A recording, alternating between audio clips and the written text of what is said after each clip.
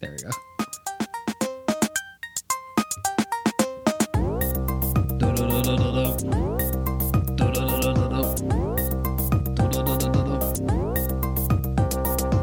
Everyone's a critic. Bass. Everyone's a critic. Bass. Everyone's a critic. Everyone's a critic. Okay, that's lovely. Welcome to Everyone's a Critic. Oh my God, it's such a different person answering because it's not Chris this week. You'll find out why that is in just a moment. I'm in the Troy Castle in the Sky, the recording studio to the stars. I'm here with my lovely host and producer, Brendan. Man, you're loud. I'm a loud man, and I can't be stopped. I'm slightly quieter now. Hello. And I'm here with a very special guest, Dr. Horse? Close. Dr. Real Horse. Dr. Real Horse, as opposed to the fake horses that we've known in the past. Yes, you may know him from earlier episodes if you've got a keen eye for voices, but guess what? Horsemen don't reveal their identity. If you're new to this type of episode, this is where we take a singular topic and we dissect and we investigate and we give our takes on just one thing instead of three things like we do with Everyone I Know, the chat show. But before we do, what we have to say is that this episode of Everyone Knows is brought to you by Audible.com. If you're Jeff Bezos, you can go to hell. But if you're us, you can get paid $10 per Audible subscription. Yeah, why not? So you can go to audibletrial.com/EIK to give us a little bit of money, and maybe we'll spend it on Taco Bell. What else is this episode brought to you by, Brendan? Are we sponsored by anything else? The patrons! Oh, yeah, there's people. They're fools!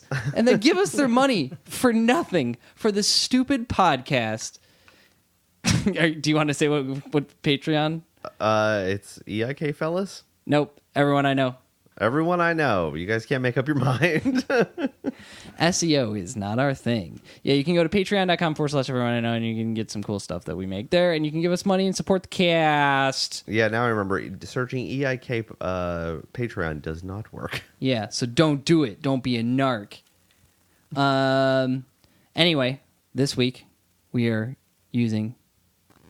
on the topic of what? What are we on the topic of this week? Rocko's Modern Life. Yes, the classic 90s show. I made a little song, so we're going to listen to it right now. Do you want me to read this thing first? Oh, yeah. This is why we need Chris here. Chris is in Colorado. Dad's going to have a heart attack. He thought we were going to skip over him. Come. Yeah, Chris is on vacation this week. That's why we're That's why different. This is a hot mess. You're a hot mess. Don't give Chris the satisfaction of saying he's the one keeping this together. Hello, EIK fellas. It was good seeing Andy and Miss Olivia today. Great meal, even though some assembly was required. I did my homework, Brendan. Oh, he spelled it right again. On vor. Whatever happened to the wholesome fetishes like S&M role-playing, foot fetishes, group sex, voyeurism, and necrophilia? So people fantasize about being devoured or devouring others? Well, I guess that's better than acting it out. You'd either be shitted out by a predator or wearing an orange jumpsuit. And as to make this point, Sean wants to be fed to a predator upon death? Oh my God, Soylent Green is the fancy guy. Let's go. Topic Fancy 111. man. Fish. My favorite fish to eat is deep-fried catfish with a ton of tartar sauce. And squaring off with Jeff Bezos with gills, all you need is Dr. Seizawa's Oxygen Destroyer from the original Godzilla movie. It will dissolve that fucker's body quicker than you can say Iron Chef. Fair enough. Topic 2. Music we hate. I couldn't agree more with Ariel. I have always hated Benny and the Jets. A couple more artists I hate are Elvis Presley and Barry Manilow. I also hate Escape, a.k.a. the Pina Colada song. It makes me want to club baby seals.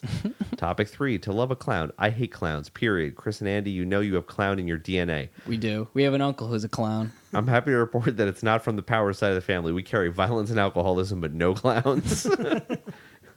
Love, old man. P.S. Epstein's death is really bringing out the conspiracy theories. I suspect the second gunman on the grassy knoll strikes again. Yeah. He might have gone. What should we ask him to look up this week? This week, what's a good internet thing that my dad doesn't know about? So many things are coming to mind that I shouldn't ask him to look up. How about we have him listen to Old Town Road? It recently got knocked off the top 100. I want him to listen to Old Town Road by Lil Nas X. I also want you to listen to Bad Guy by Billie Eilish. That's a good song. The former and the current #1 single in the country, and tell us what you think. I'm sure you're going to love it. They're both like 20 or 18. They're young people making young people music for the youths. Yeah, Billie Eilish is really good. Yeah, I like her. This week, her brother is dating her. Have you seen this? What? Wait. His brother's I did girlfriend see that. / fiance looks exactly like him, so that's sus. Did you see the? I don't know if it's still a thing anymore, but Frances Bean with her boyfriend who looked exactly like Kurt Cobain. No, I didn't see that. That was weird too. She looked like Courtney Love, and he looked like Kurt Cobain. Weird. Dating your dad. Dating your dad. Dating your dad. You know who didn't date their dad? Rocko. Rocko's Modern Life. Here we go.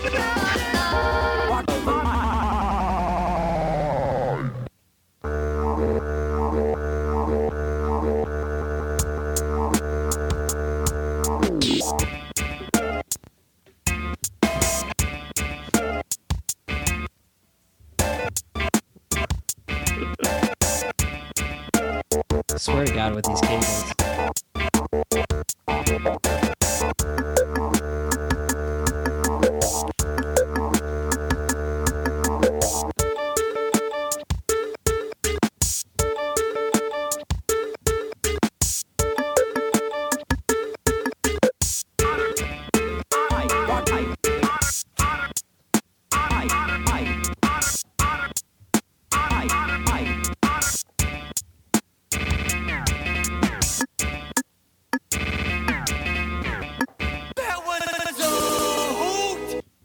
That's Heifer. Good job.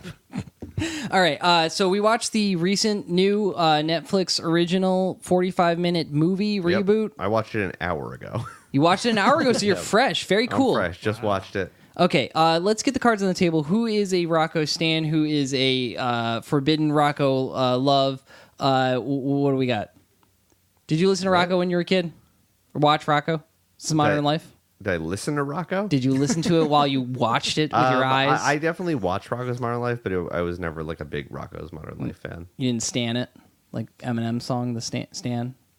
What are we talking about? This is young people speak. This is a podcast for the I'm youth. not young, and I'm not pretending to be, man. I'm not pretending to be young. I'm on Twitter a lot. Yeah, I was not a huge Rocko's Modern Life fan, but I don't dislike Rocko's Modern Life. It was just never my jam. What was your jam as far as Nicktoons and that era, at least? I mean, not necessarily Nickelodeon. So specifically that era, it has to be something that came from that era?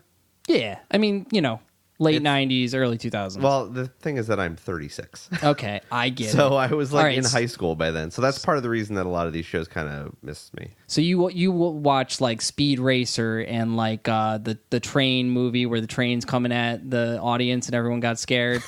Yeah, that's exactly what I watched. Actually, I loved Looney Tunes. Looney Tunes? Looney Okay. Tunes was Yeah, kind of yeah. my jam. I really liked Animaniacs. Okay. I liked all the Warner Brothers stuff a lot. Okay. Which was a little more wholesome, I guess, than Rocko's Modern Life, which Wasn't is very subversive. Straight up gross. I mean, Ren and Stimpy was a little earlier, I think. They were around the same time. I think that they were a little earlier. Yeah, I think that actually I read something today about Ren and Stimpy and Rocko's Modern Life. Nickelodeon, very similar. They are. Nickelodeon forbade the guy who made it from having Did you his. introduce our guest? Yeah, it's Dr. Real Horse. Oh, that's why I don't remember it, because it was like you're talking about horses and shit. Yeah, it's fake name. Fake name, Real Horse. But they didn't let him have his own production studio because that's what Ren and Stimpy did, and that's why Ren and Stimpy was so fucking wild. Did you ever see the when Ren and Stimpy came back? I remember it happening, but I didn't actually watch it. It was targeted towards adults, and they were kind of explicitly a gay couple. Really? That makes And sense. It doesn't work because once they're explicitly a gay couple, it's just really abusive. Just Ren just being fucking Yeah, terrible. it's just suddenly like this is a really like creepy abusive relationship. Mr. Real Horse, Dr. Real Horse. Sorry. Please, thank you. What's your experience with Rocko, Coco? Yeah, so we had talked about this when we were texting about the episode, but I definitely wanted to watch it, but my mom, who was on kind of a, like, I guess raising your children well kick, which was a bummer forbade me from watching it. I think I put on one episode and they made some kind of like almost sexual innuendo, and she's like, "Nope, not Nice. this." I got that with The Simpsons when I was a kid. Really? Yeah. I got. How that old with- are you? I'm 28. Yeah, so when I was a kid, The Simpsons was like in its prime. Really? And my parents were like, nah, you can't watch that. Do you enjoy it more now? Do My- you think? Do you watch it now? The Simpsons? Yeah. Well, The Simpsons is hot trash now. Is it? I haven't watched It's it in a long time. it's really, really Bart bad. has a cell phone. It's bad now. I could go on a very long diatribe why The Simpsons is hot garbage now. It went from a subversive show to a... Milk toast. Like It's kind of like boilerplate. it became everything it was mocking. It was mocking celebrity culture. Now there's celebrity guests in every episode. Yeah. It was supposed to be poking fun at the sitcoms that were like the dominant form of entertainment in the 80s, and then it kind of became a sitcom. It stopped being this layered humor and just started being cheap jokes. But The Simpsons was like that. But my parents got over that stuff really quick. Like once I became a early teens, they were like, just do whatever the fuck you want. We used to watch Oz together. Okay. Not The Wizard of. The Rape of. Yeah, the prison The movie. rapey prison show. I would watch that with my parents when I was like 16. So my parents...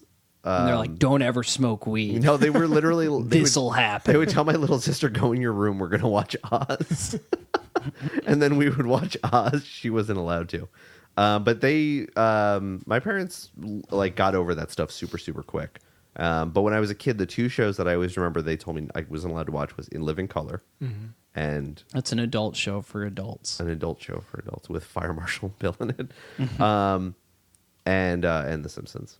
Okay. But I think I do think that plays a role in like I have now this fund. I look at The Simpsons as partly one of the reasons I see it as so subversive is because in my personal life it was subversive. Right. Can't watch The Simpsons. Okay. So you feel my pain. Yeah. So how do you feel about Rocko's in that sense?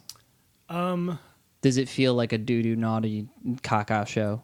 It is. No matter what I feel about it, I think it is. So I was kind of wondering how it would feel to me, like, oh, finally, like, eating Yes. the forbidden fruit. Like, Yeah, fuck you, Mom. Yeah.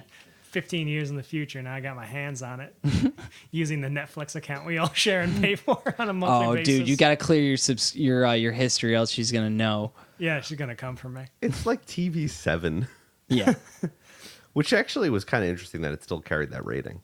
Oh yeah, because I mean, okay, why don't we? Well, let's talk a little bit about Rocko's in the sense of like the major themes that we pick up from, like, just like Well, what's the major themes of this Rocko's Modern Life, putting aside the new thing? Because I think that it was very tonally spot on where it used to be. yes, I agree. So I would say one of the major themes is corporatism and consumerism. Yeah, right? absolutely. So everybody works at Conglamo. Conglamo's motto is, "We own you," and like the whole point of Rocko. I mean, it's funny to like think about me as a kid watching Rocko's and now being a 20-something working a doldrums kind of job and experiencing the world of Rocko's Modern Life. But I'm not a cute wallaby, which is similar to a kangaroo but smaller. What else do you think is like a major theme of Rocko's Modern Life? I mean, I think that is the dominant theme of the show is that it's very absurdist, Yes. and it's interesting how it juxtaposes those two things, because when it's dealing with those issues, it uses the absurdism to point out the absurd nature of those things, Right. but then it will just totally go left field and just be absurd for the sake of being absurd. Well, And it does a good job of balancing those two things, where it's using the absurdity as a way of like a commentary, Right. and then just being absurd for the sake of being stupid as hell. Well, like for example, in Rocko's Modern Life, you can go to Heck. Heck is a place in Rocko's Modern Life, which is hell for adults. All our kids, it's Heck, but for the adults listening, it's hell. And there's the devil's name is Peaches, and he has an udder on his head, if I remember correctly. He's like the guy in the black hood in the intro. So I think that it's really interesting that we have like you said, it's so absurd. I mean, like for example, like the Chameleon Twins are just like vaguely European guys who are always on the trends, but like they're also just like doing dumb shit that you can see through immediately.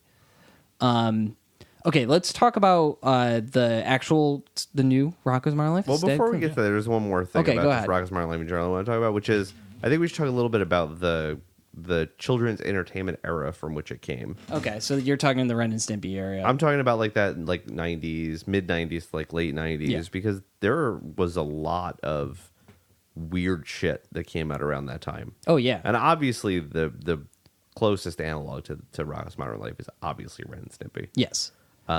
Especially in the absurdist tone and everything like that. But it has a very distinctively 90s feel to it. Oh yeah. The new one does, the old one does. There's something extremely on point about Rocko's Modern Life for the era that it came out. I mean, it's wackety spackety. You know, Yeah. it's radical. And that's how a lot of those shows were then. I mean, If like you watch kids shows now, they're crazy, but not really in the same way. I mean, like for example, just something that I remember from the Static Cling from the new one. There's a part where they're all throwing shit at Rocko because he fucked something up at Conglamo, and then somebody just throws their brain at him, and there's just a brain on the floor. And that's like a very like Rocko's Modern Life things where it's just like body parts. People get blown apart, but it doesn't matter because it's a cartoon. Fun fact about Rocko's Modern Life that I learned about today. Did you know that directly? The guy who produced it, his name is Steve. No. John. Joe Murray. Joe Murray was a animator, right? He got the show, and then he had a lot of personal problems, and he dropped out from being the main producer of the show in season 3, but basically pulled back as a managerial role. And the person who took over from him was Steve Hillenburg, who then went on to produce SpongeBob SquarePants. That makes a lot of sense. And a lot of the same voice actors went on to do SpongeBob SquarePants. Like, for example, the person who plays Heifer, Tom Kenny, is the voice of SpongeBob. And the guy who plays Filbert, Dan Lawrence, went on to be Plankton. I think of SpongeBob kind of as like the final one of these kind of shows. It was the synthesis of it all. Yeah, it was like, all right, this like Ren and Stimpy, Rocko's Modern Life, weird, gross, absurdist thing that has a lot of commentary buried underneath the surface. Mm-hmm. Well, Rocko's Modern Life, it's not even that buried. No. SpongeBob to me seems like we have done as much as we can do with this. Right, and we've polished it into a more easily producible form where Yeah. it makes more sense. It's a little bit less madcap. Yeah. Also, don't forget that in SpongeBob SquarePants, the voice of Mr. Crab is the bad guy from Highlander. Really? Yeah, Clancy Brown. Nice. Speaking of voices, did anyone recognize the voice of Rocko? Does anyone know who he is? No. The voice of Rocko is Carlos Alazraqui. Mildly racist. Alazraqui. He's the guy who plays Deputy Garcia on Reno 911. The guy with the gray hair. Oh, interesting. Yeah, and he plays an Australian guy, which is kind of funny. So that's a little history of the voice actors. Okay, let's move on and get some takes from Dr. Real Horse about how he feels about kind of going in relatively cold to this, right? Yeah, pretty cold. I never went back and watched it after not being allowed to. Good boy. I Thanks. understand. Thanks, Mom. Good horse. So it definitely wasn't my style. Just kind of as a blanket statement, I'm not big into cartoons. Okay. I've tried again and again because I've heard we're kind of in the golden age of good cartoons and good cartoons for adults. Yes. Yeah. So I tried BoJack Horseman. Sad horse show. Right. What else You did think I you could try? relate? Yeah, right. Well, yeah, it almost feels a little too closely voyeuristic. Yeah, I don't really get the cartoon thing. I don't enjoy them a lot, and in particular the kind of wacky, like gross style of Rocko Mm-hmm. really didn't appeal to me. Well, one of the things that I heard once, I think it was Steve Hillenberg talking about Rocko's SpongeBob. He was saying one of the things that's great about SpongeBob is he's made of sponge, and you can do whatever you want with him. Right. Like you can blast him apart, you can turn him into a snake. It doesn't matter. And he's a sponge, and there's sponges in the ocean. Yeah. So I think that like that is one of the strengths of cartoons. You can do stuff that you can never do with a live action show. Okay. Yeah. So on a scale of 1 to grosso, oh so grosso, Yeah. what would you rate Rocko's? Oh, maybe like 4 or 5. It Okay. doesn't get nuts with it, and I think that they do balance it fairly deftly with actual commentary. And I'm still thinking about it, and I think not just because we were going to do this podcast, and I don't know if it's just in contrast that to like the crazy fart and like snot shit that you think about the points more that seem kind of philosophical or meaningful, Right. or if they just come across well either way. Okay. Should we do like a quick like plot rundown of it? Okay. Okay. So opens up and Are we saying Rocko. spoiler alert here? Spoiler alert! Come on, me spoil something? You kidding me on a review podcast? Come on. Okay, so spoiler alert: if you're namby pamby and you can't handle knowing what happens. Actually, I think I pretty much had this spoiled for me. I went in 100% cold. Okay, because I had it spoiled for me. I think just by the internet because people got excited. Yeah. Right. So basically, what happens is Rocko is floating in space with Heifer and Filbert in Rocko's house. I forget why they were floating around in space. They at the end of it, I think something like Conglomero launches a rocket and they fucking Sure. Yeah. So they've been floating around the galaxy, and they realize that they've been watching the Bigheads cartoon, which is produced by their neighbor's son, Ralph Bighead. And they are floating around the universe. They realize with classic Rocko thing, the controller, where was it? It was in Heifer's butt. It was in Heifer's butt the whole time, you fool. And so they hit the re-enter button on the Heifer butt remote, and they re-enter the atmosphere.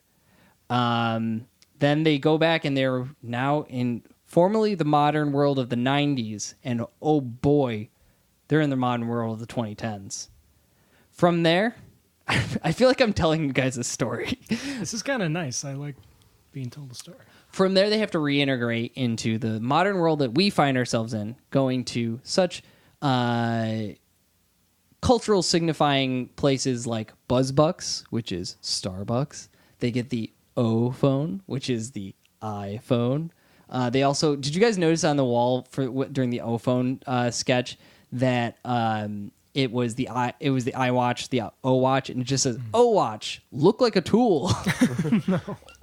It was interesting how they used that whole sequence to organically move into the title sequence. Yes, that was really cool. Yeah, did you notice that? Or horseman? Yeah. So what was I going to say?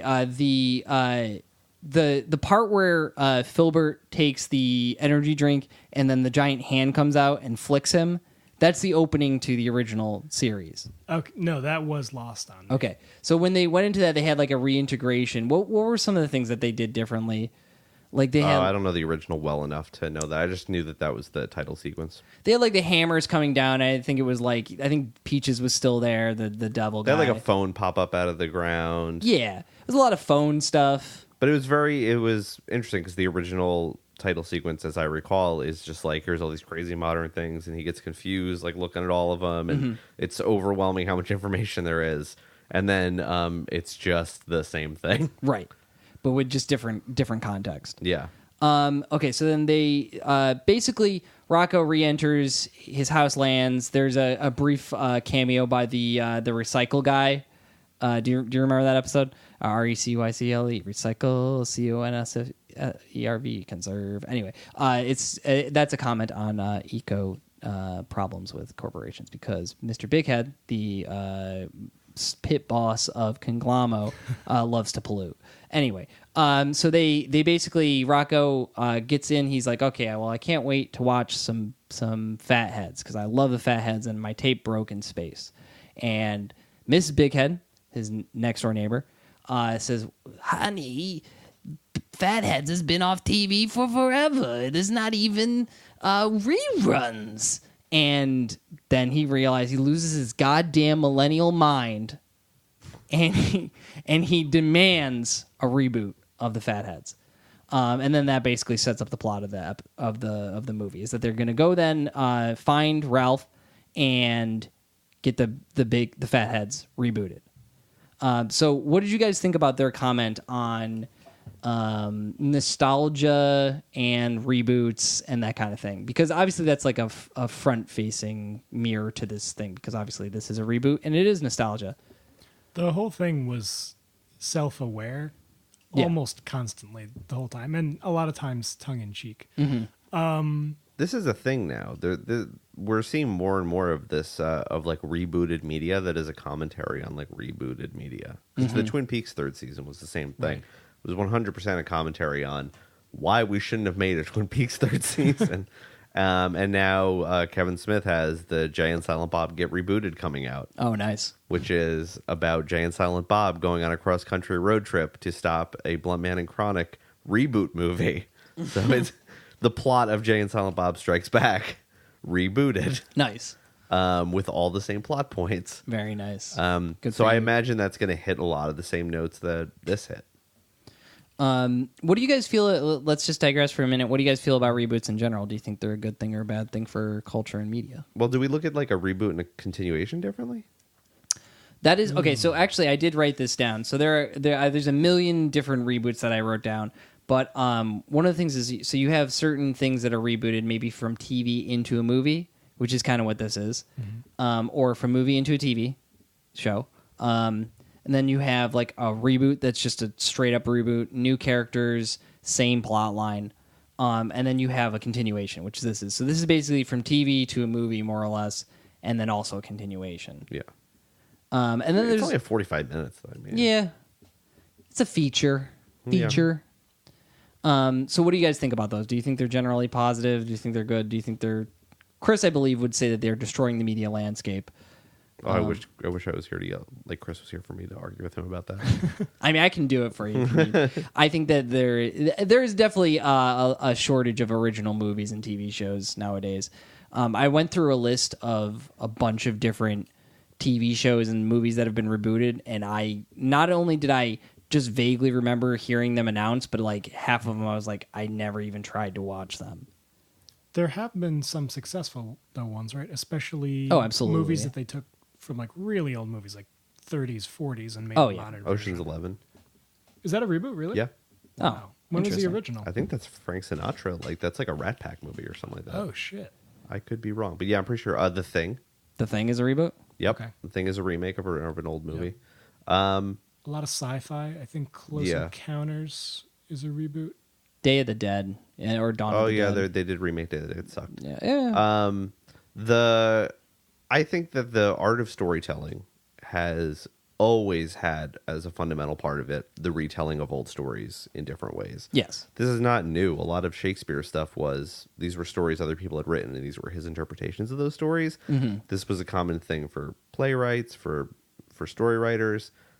It's only really in the modern context that we started to like frown on that as an idea. And I think that's an internalization of the idea of copyright law, which we discussed on the podcast a couple weeks ago, talking about sampling for music. I think it's just an internalization of this kind of moral or ethical concept of like not copying things that we've created out of a function of IP law. Okay. That's an interesting take. I mean, I like to see a new concept, right? Like, I think that maybe it is a little bit of a black and white thinking thing where it's saying if you have reboots, it's going to take away market share from, which is, I guess, okay. Now Well, it's not even just storytelling. What were the first couple of releases from the Beatles? They were playing covers. Yeah. Doing like your own versions of songs was totally the normal thing to do back in like 40s, 50s, and before that. Again, we get into this kind of idea that like you have to do original stuff. That's what really matters after that. It's fair. I mean, I definitely like when I see a new thing. I mean, even I don't know. I think that there are definitely things that are kind of a new take on old things, like was like Shallow Hal was kind of like a Taming of the Shrew. Yeah, remake. the Psycho remake. Right. That's a whole class by itself because that's a shot for shot. Right. We're going to shot for shot remake this, but we're going to change one thing. He's going to jerk off while he watches her in the shower. We're going to change one thing in this entire movie. That's what people were clamoring for. Or clamoring rather. They all just want to see that hog. Give us the hog. Give us the hog. People are dying for People it. had signs. Give us the hog. Give us the hog. We are piggies and we want your hog. I don't really have a problem with this idea of like redoing or remaking or recreating things. I definitely think it's a little boring when you stick too close to the original. I definitely think it's really boring when you do it the way a lot of horror movies have done it, where it's like we're just going to make it like more graphic and new. To me, that's not really a terribly interesting way of approaching the whole idea of remaking something. Like, do we really need to remake like Nightmare on Elm Street? Like, was there anything to be gained by remaking it and just kind of hitting the same notes, but just more graphic? Or like the Evil Dead Now he's remake. a crazy child molester. We're not just going to hint at it. We're going to tell you about it. Yeah. Like, oh, okay. I don't really think that made the movie any scarier. What's your favorite remake or reboot or continuation that we've had in the recent years? What do you think, Dr. Goodhorse? Trying to think. I don't know if there's a worse person to talk about that with than me, because I'm so far off the pulse of media. My point here is that recently I read articles about reboots for both The West Wing and Frasier, and that made my month. So, like, it's just to let you know where I stand in the media landscape. It's whatever forsaken, like, old person corner. Yeah. Nice. I do not think we need a West Wing remake. I would love it, though. I love the West Wing. I love The West Wing, or at least the first 3 seasons of it, and the last Sure, season. before Sorkin left. Yeah, the last season's pretty good, too. I don't Yeah. mind the last season. When Sorkin ran out of cocaine. Yeah, but it really, no show has gone downhill quicker than The West Wing. And I'll still watch those seasons, but I watch them. it's pretty bad compared to the ones before it. Especially if you watch them like right in a row, the drop in quality is like palpable. But just that initial feeling of like, oh, more of that thing Yeah. that's associated with nostalgia and comfort and knowing kind of what I'm going to get, I think is at the heart of the success of I'm worried that The reboots. West Wing is a very period specific thing. Like The West Wing to me, the time it came out, I mean, it's basically like masturbatory liberalism. Like, Yeah. what It if is. we really had like the guy we Yeah. really, really wanted? Like, And finally. and what if the way politics really worked was really like the way we wish it worked, like the way we You just envision make it a in our good minds? You make a good speech, and then everyone says, then everybody "Okay, I've changed my agrees. mind. I've Yeah. changed You're my right. mind." And like people really are like parlaying and like quipping with each other to come Yeah. with these ideas. I mean, that would be great if the world was really that way.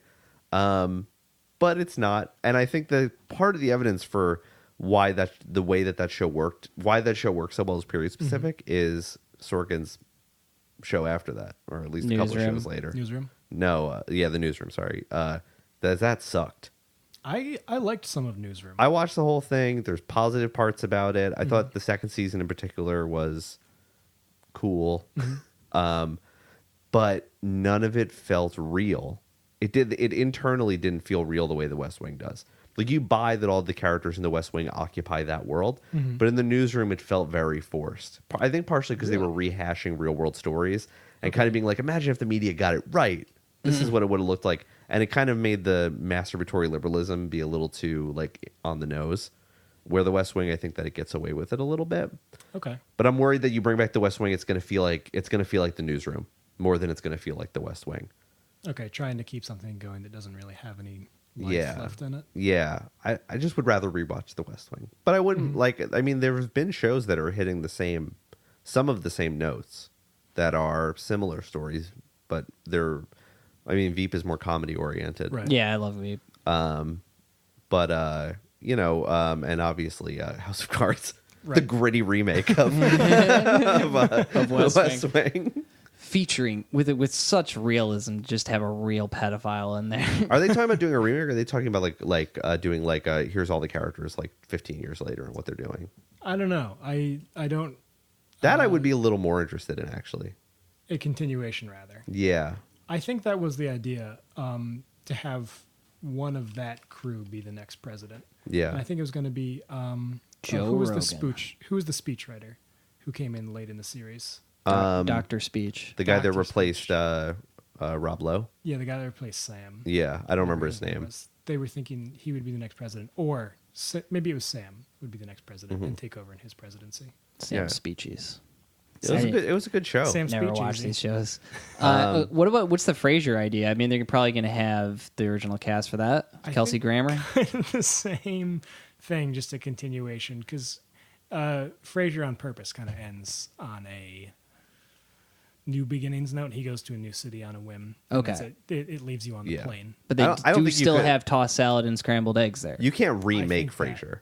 You have to just No. do a continuation. Frasier hinges on the actors, and Frasier. And the writers. it would be like remaking The Big Lebowski. Like, Yeah. could That's you a good point. even imagine what the fuck that would look like? Yeah. Right. I mean, he'd be a podcaster now, right? This is Frasier now, right? We're Frasier. all Fra- I'm Frasier, and I'm the dog too. You're Frasier and the dog. I'm Frasier and the dog, Okay. and then Brendan is also Frasier, and then Chris is Giles. Those are all the characters I know from Frasier. Niles. Okay, well, Niles. I got Giles close. is from Buffy. Giles. Okay. Speaking of Buffy, Isn't he? Wait, who's the guy from? Isn't there? Is it Niles or Giles? Who's the I'm- guy from Gilmore Girls? Oh. Is there- neither? neither. Okay, I don't fucking know. I didn't. I have a functional knowledge of like everything in pop culture, So- but if you dig just below the surface, I haven't seen a lot of stuff. Longtime listeners of the podcast will know that I am a huge Buffy the Vampire Slayer Big fan. Buffy buff, Gigantic fan of Buffy the Vampire Slayer. big buff Buffy boy. Second favorite show after Twin Peaks. What do you think of the Buffy reboot? It's a terrible idea. After I just said that reboots and remakes are good. So they were talking about doing. This has gone on for a while now, where they talked about remaking Buffy the Vampire Slayer. So, but the show is a reboot of the movie. Okay, yeah, So right. Because it was a Buffy movie first. is a reboot from the movie. Okay. The movie's not canonical to the show. They're supposed to be like the broad strokes of the movie are roughly canonical, but what happens in the movie is not canonical. Okay, So the show picks up after she's already like the vampire slayer and everything. Remaking that is a bad idea because that I think is another show that hinges very much on the actors. Buffy is Sarah Michelle Gellar, Allison Hannigan. the new one's not Sarah Michelle Gellar. So what they've talked about, the last thing that I had read was they're now, so they were going to reboot it entirely. Right.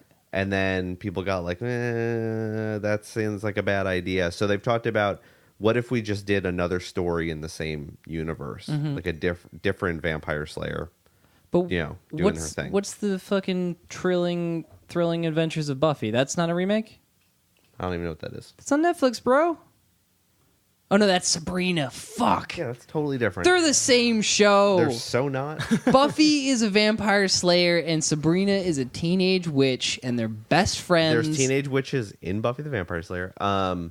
Yeah, Damn it, so I got they've- those two They're confused. talking about doing They were talking about doing the remake of Buffy, but that doesn't look like it's going to happen. But they might do a show that's like in the same universe, kind of. Buffy's actually continued as a comic book. Okay. That's actually Yeah, I know broken in. that. It's broken into seasons like a TV show is. So there's like season 8 of Buffy as a comic book, and now there's a new Buffy comic book that is. This is a weird idea. It is a reboot of Buffy the Vampire Slayer, as though the story is taking place in 2019 with the characters from the show, but in comic book form. Okay. So it's like the likeness of Sarah Michelle Gellar with the usual characters from Buffy the But Vampire with a Slayer. cell phone, a smartphone. But it's 2019, and they're She's doing it got as a as Twitter. comic book, and Yeah. they're just kind of retelling the story of Buffy in a modern context. with Twitter. Yes, Yeah. which And I think is cool. I kind of want to read it. Tinder for slaying. Yeah, Yeah. I think so. Gilmore Girls, I'm a big fan of. How'd you feel about the reboot? I thought it sucked. Yeah, it was a little weird. It was one thing I've noticed is that the continuations that try to adopt weird new formats. Yeah, let's make it 3 They're hours bad. long. The Gilmore Girls one, let's make 4 movies. Because it was what, an hour and a half or an hour long. Yeah, they're all show? like an hour and a half long. You take a half-hour show with fast-talking ladies, Right. and you turn it into an hour-and-a-half movie with fast-talking ladies who are like 15 years older. My weird relationship with Gilmore Girls, and I like the wit when I've seen it, is I would always take a nap on the couch after school because I would stay up late always and be tired after school. Try sneaking And- episodes of Rocko's. Yeah, get in some episode of Rockers or some grainy internet porn. And grainy as in like physical texture of the people. But Yeah, you like a lumpy lady. yeah, someone resembling a golem. So I would wake up intermittently and my mom and sister would be watching Gilmore Girls. And to have that be your first couple seconds of consciousness, Oh, yeah. just rapid fire talking was so disorienting that I think, just instantly fall back asleep as a form of refuge. And you were wooed back to sleep by the hypnotic tones of Lorelai Gilmore and Rory Gilmore, And Rory Gilmore.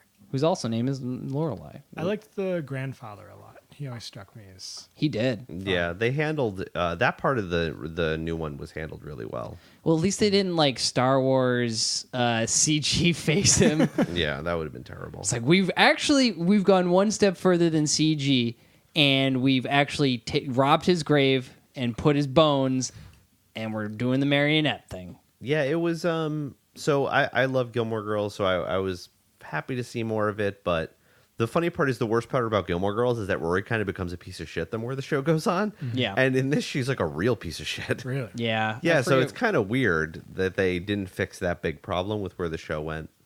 I just watched the Veronica Mars thing. Oh, is that good? I feel like Veronica Mars is really good. Okay. I'll have to check And I like it out. Veronica Mars, but I actually just watched all of Veronica Mars for the first time. Like when Okay, that and came then you out. went straight into We it. went straight into it. Actually, and since Kristen Bell doesn't age, Yeah. it worked fine. She's an angel from heaven. We all know this. Yeah, these episodes could have came out 1 week after the other, and I wouldn't have noticed. You don't even see the cut. She she does not age at all. It's very weird. Okay, back to Rocko's. Yeah. Yeah. So let's talk about the later half of the movie. Beyond the basic setup, it's like, okay, we're in this new crazy world. What's the other major plot line? Change, right? Everything has changed. We've come back to the modern era, and now we need to deal with the changes that have happened. Okay, what did you guys think of the way that they introduced Rachel Bighead? So for anyone who hasn't listened, Ralph Bighead has transitioned into Rachel Bighead. She's now a woman, and or now identifies as a woman outwardly. And basically, the rest of the movie is Rocko and the gang trying to convince her into redoing or making the Rockos special. Because another fun fact about Rachel is that she's voiced by the creator of the show. Oh, no. Which I actually kind of I tried to look in further and see if if there was some trans storyline with him as well with what's this guy's name, Joe Murray, but just a woke guy just doing. I just think it's a subversive show, and what's a subversive topic to broach in 2019? Yeah, and I thought it was handled very well because it's not like they didn't He go. coordinated with GLAAD on it. Yeah, I saw that. Yeah. Which is the gay and lesbian anti. I'm not going to try to defamation- state what it is because I forget what it is. I But think yeah, defense defamation. it's a pro-gay and trans and stuff alliance. Okay. But he coordinated with them to make sure none of his jokes would be taken as transphobic or Yeah. homophobic or anything like that. Very cool. So I had no idea that was going to be a thing Yeah, going into gotcha. this. I knew it was coming up, but yeah. But what was interesting to me is that the way it was handled was so not like hands my waving, God. we're doing a trans thing in this show. Yeah. It was handled in a really it was just plot of this thing. Yeah. And but the best part of the whole thing was not watching that, it was finishing and then going on Twitter. Oh, And and watching seeing the people lose their fucking minds over it. Oh yeah, no. Positively or negatively? Well, I mean both. I'm sure there's negative. But the ones out negative there. ones are the fun ones to look at. Sure. Oh, some people are like, you ruined my childhood, and they're accusing Netflix of making like social justice warriors. Oh, I and, love it. Like, Oh, no, it great. was people are responding like, it was the original creator actually who did this. Yeah. And apparently Nickelodeon didn't want to show this, but won't say why. Interesting. Okay. And that's why it ended up Fucking- airing on Netflix. This was done in 2017, Oh. and I had no Nickelodeon idea. declined to air it. Wow. But Fuck they Nickelodeon. still won't say why. Well, Damn. I think we know why, And, right? yeah, I mean, for a show that is gross, Like, the handling of this was so tactful without feeling out of place. No, and so let's set up the scene. What happens? Rocko and the gang are out. They take a drone. Thanks, U.S. military-industrial complex. They take a drone around the world. They visit dead Napoleon. They do a bunch of wacky stuff, and then they fall on a culturally ambiguous crate of pillows, or rather, you think they're going to fall on that, but they don't. And so they land in... That was my favorite joke in the whole thing, by the way. Culturally ambiguous pillows. Pillows, culturally ambiguous pillows. Just a guy with a cart with a lot of different things on. And so they land directly next to that, and then they're in the desert of sorts, or dying in the desert, one of those scenes. And then an ice cream truck rolls up. And in the ice cream truck, lo and behold, is who they believe to be Ralph Bighead. Ralph Bighead comes out of the ice cream truck, and what she says is, I actually have to, because basically they convince her to do the Fatheads remake, and he's like, well, I gotta tell you guys something. You know, I'm not the same person as when I left my parents. I'm not Ralph anymore. And she takes off her hat and says, I'm Rachel. And it was just a great little moment because Rocko and the gang are like so singularly focused on just getting the reboot that they're like, cool, let's go, let's get the fuck out of here.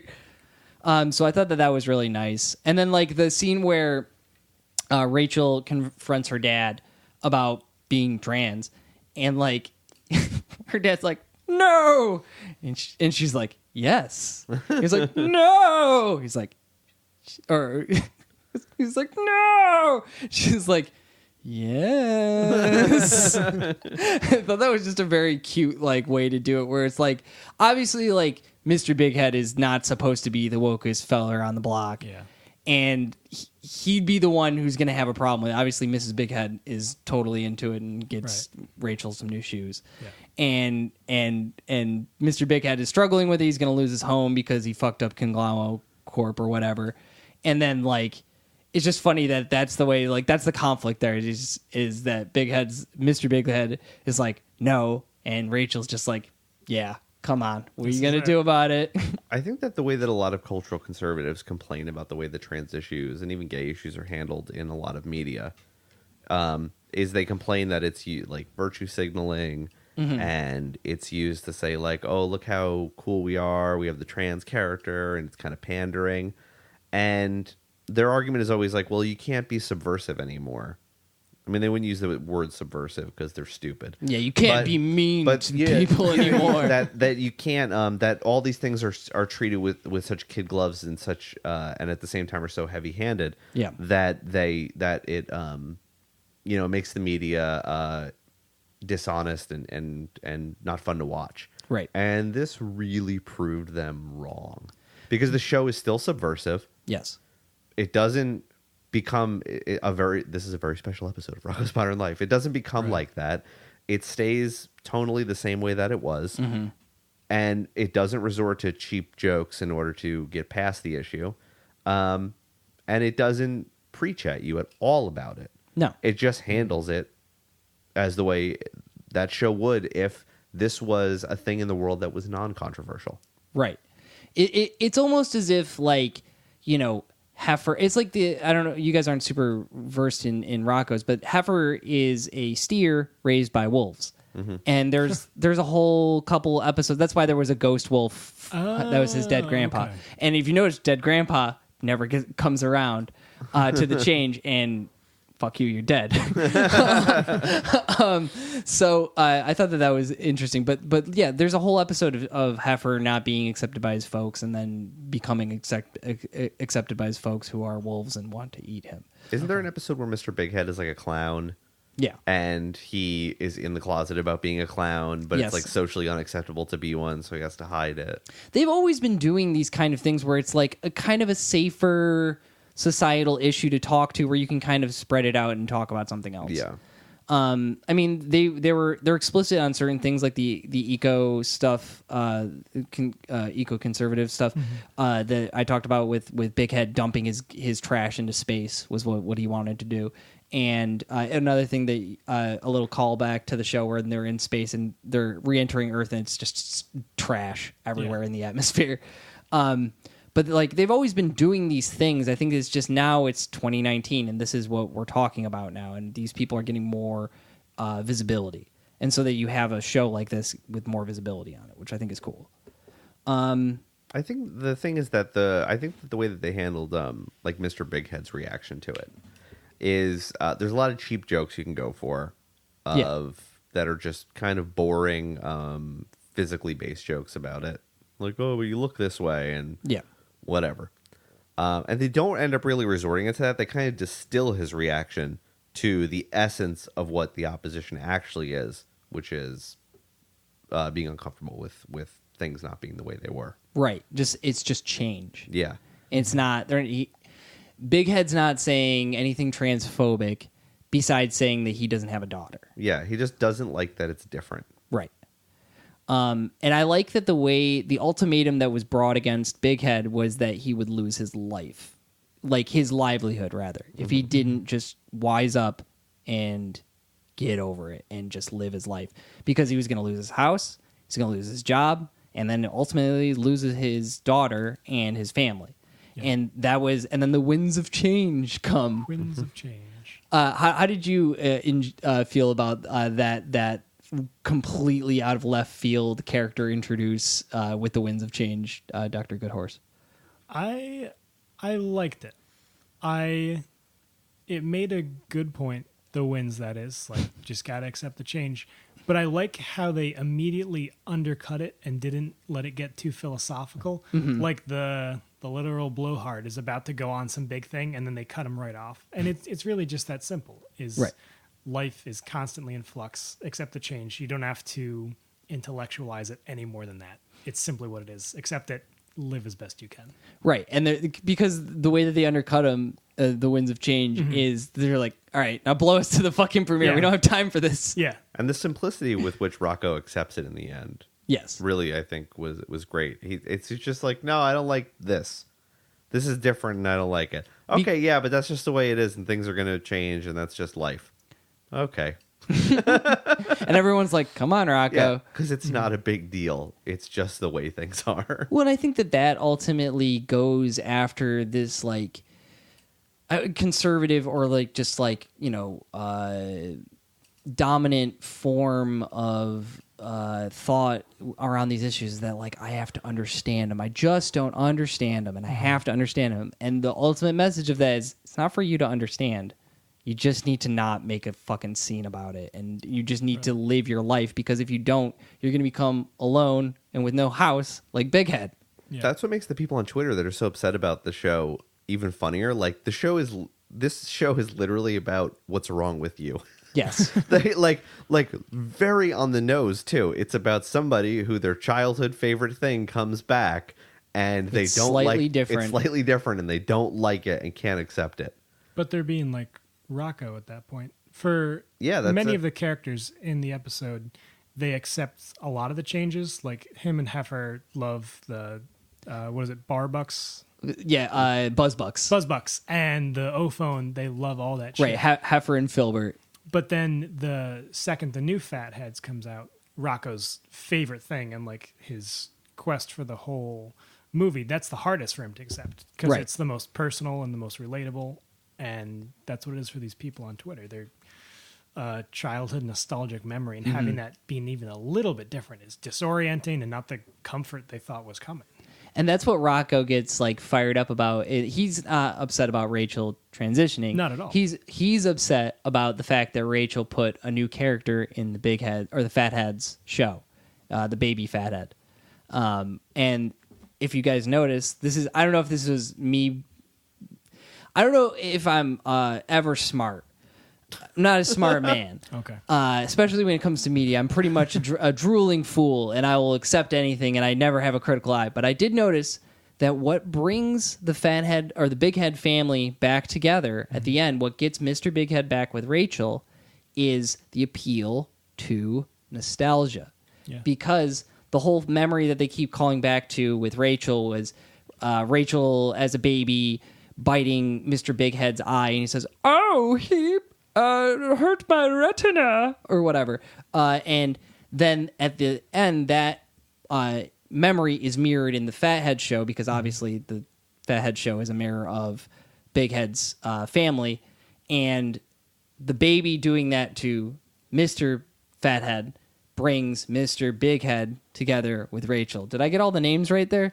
I think you did. Bighead, Fathead, Bighead. Yeah, I think you did. And that might be the whole point, that nostalgia does have a place in media and self-expression that changes, but it's not going to be a total simulacrum. When they tried to do that, the Chameleons, it failed. And Right. Interesting that it's Chameleons, the things that directly mirror something else in appearance, but don't really get at the essence of it. Symbolism.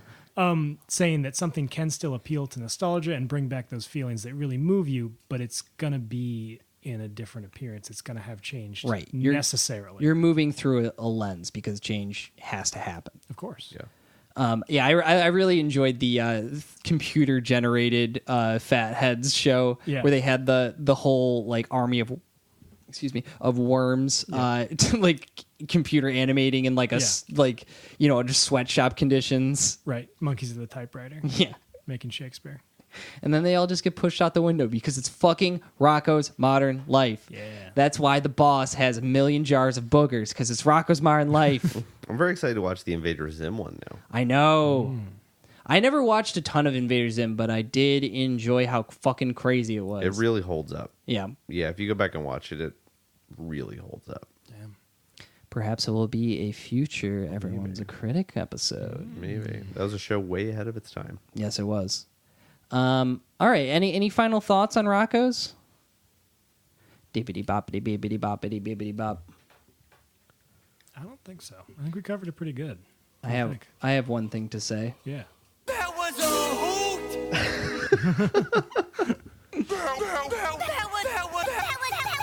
That was a hoot! I love Heifer. Heifer's a great fucking character. Who's your guys' favorite characters? How about that? Oh, also, I meant to add Mr. Big Horse. Mr. Big Horse. Hey, Horse. Good Horse. Oh, wow.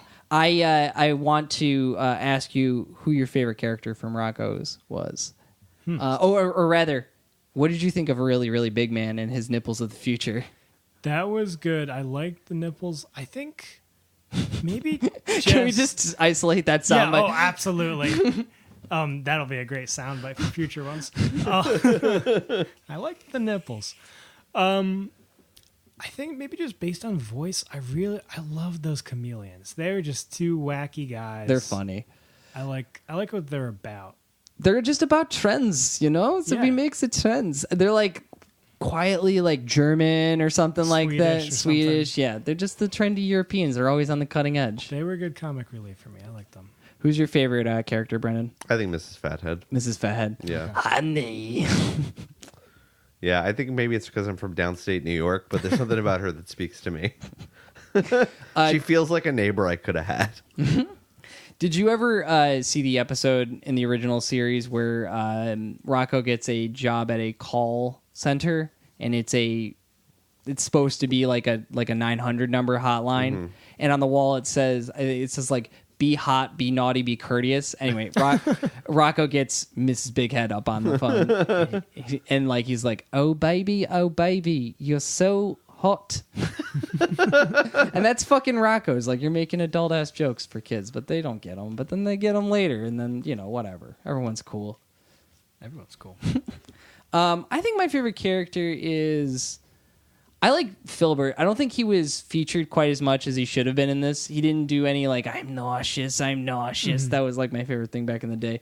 Also, the mating season episode of Filbert was probably the best. All right, folks. Well, if you're still listening, thank you for listening. Thank you for being on, Dr. Good Horse. Thanks for taking so much time out of your horse schedule. Yeah. Yeah. Thanks for being a podcast. We are physically as big as Mark Maron. Brendan, thank you so much for producing and being such a great guy. I'm pretty great. If you're still listening, you can support us on audibletrial.com/EIK. You can also go to patreon.com/everyone I know.